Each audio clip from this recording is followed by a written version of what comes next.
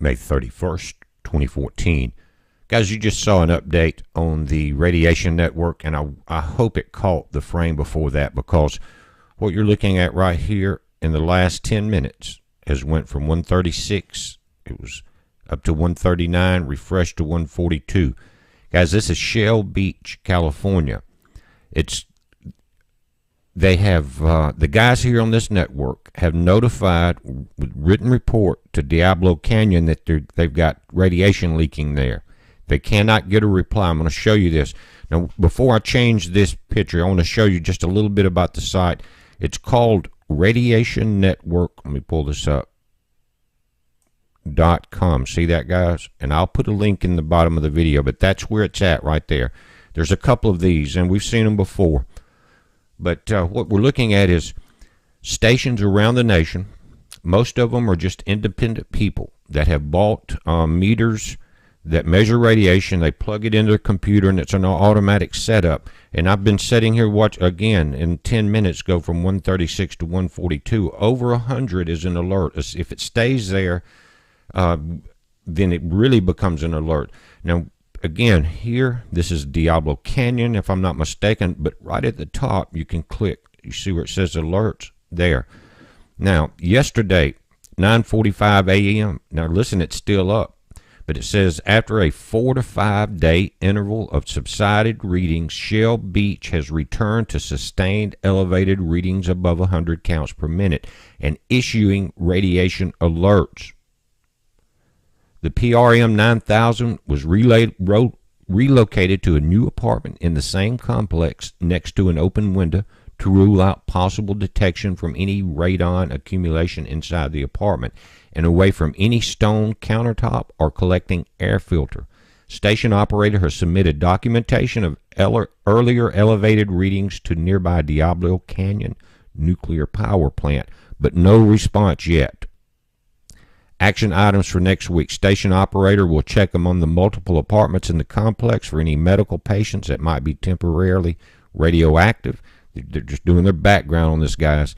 They're moving around. That's not what's going on. Mineral Lab will send another pancake tube Geiger counter to the station operator to either corroborate the readings or otherwise reveal his PRM 9000 as defective. So they're going to do all the backup checks on this, and again, he's moving around. This is the elevated count that you see on the right here.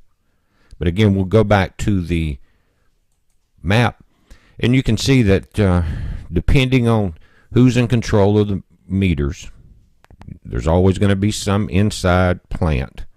And if you'll read this, guys, you'll notice that there's a lot of information.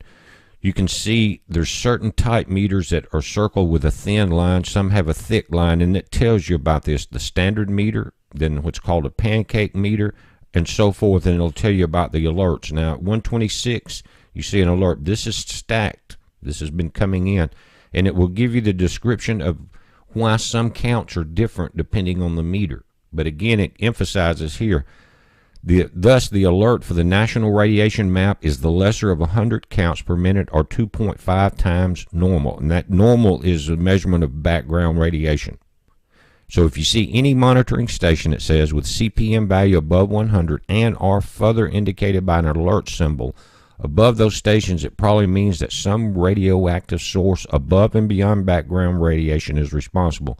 And it is in this case, and it's been going on before. This is the Diablo Canyon. Now, one reason I want to talk about this is because what's happening in Fukushima, and I want to go there a moment. In Japan, there's a lot of kids getting sick, very sick. And this guy is Dr. Nishio, MD, on the Hokkaido Cancer Center radiologist, who is examining children at elementary school 40 miles from Fukushima, Daiichi. There has undoubtedly been radiation poisoning, so people should not be living here, but the government will not say it out loud. Are you guys listening? All they wanted to do is cover up what has been done. There's a lot of secrecy, and they have now implanted the new Government Secrecy Act where you cannot openly talk about this or report about it. The figures don't add up. They don't match what the government is saying. The whole concept of stationary Geiger counters, and what the government has done is set up where they control the readings, stationary Geiger counters throughout the area. It says the whole concept of these becomes suspect when only a few feet away where the readings are twice as high. And when you move even further away, those government monitors start feeling completely irrelevant. Over here by the edge of the school, it says the reading is 3.5 microsieverts per hour. That is a level 20 times higher than the monitoring post around the corner on the playground at an elementary school. Now it goes on to say that Shane Smith, Vikram Ganda went to Fukushima, where levels of radiation have been drastically downplayed by the Japanese government. He says our Geiger counter was reading measurements up to 900 times the measurements we found in Tokyo in that area. Guys, you know it's pumping into the air and pumping into the ocean. And we're seeing those effects. We've seen 1% of the pelicans that normally appear as far as the newborn ones are in California this year. All type of sea life, from sea lions, the sardines, all the way through the anchovies, everything is dying off. And the doctors here, and I know you know this, will downplay this. The radiologists and the people that are involved with it have already been debriefed on what to say. It will be a mystery disease. But they've been having problems at Hanford for a long time. Let's look at Diablo Canyon.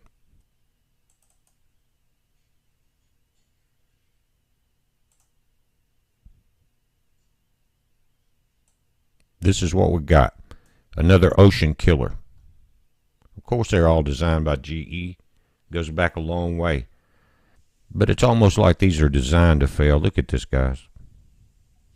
What's going to happen there if it's not already happening? Another Fukushima. It's already leaking. And did they design a lot of these just simply to have a way to try to dispose of nuclear waste from our weapons industry? Just come in and, well, maybe we can't store it all, but if we convince them this is safe energy, we'll have a way to dispose of and try to use some of this nuclear waste. Guys, it seems never ending. But you guys in that area, you need to have a very close eye on this. You need to watch the weather. You need to, which way the wind's blowing, things like that. You may want to move from this area, but it's going to drift. Just like Fukushima's drifted all the way around the world. Of course, the closer, the more dangerous. Let's look at the wind patterns today. Now, this map updates itself every 3 hours. And what you can see, here's Japan, Fukushima area. These are low-level wind patterns. And you can see how this moves. Right across behind the Aleutian Islands, guys, right down the west coast. Now, let's move in closer to the Diablo Canyon area, and you can see that this same pattern is moving down the coast. And you can see from a north to south movement. But along these canyons and things, this gets picked up and pulled inside those canyons, guys. So in your area, you know that, and you're familiar with it. But be aware of Diablo Canyon. And just taking a quick look around, you can see we're still getting this pull of moisture in from the Gulf. Check this out. We've been getting a lot of rain in the south, in Florida all the way through Mississippi, Louisiana, and you can see it setting up with this moisture pulling in. As I back this out, in our June, which is tomorrow, starts hurricane season officially, but the seasons have been off somewhat. But we're getting a good free feed from Africa already in our winds. Check this out. Now, you're going to have upper level shear, and what that's going to do is stop some of the from west to east movement of these storms. But what will happen is they will form early in the year in the Caribbean and in the Gulf of Mexico, and you can see we've got plenty of moisture, we got plenty of wind feeding in at these levels. But Diablo Canyon residents, be careful that anywhere in that area in California, someone needs to contact Diablo Canyon in that area. If you can, get some kind of answers. Let us know what they're saying. Heads up, be safe.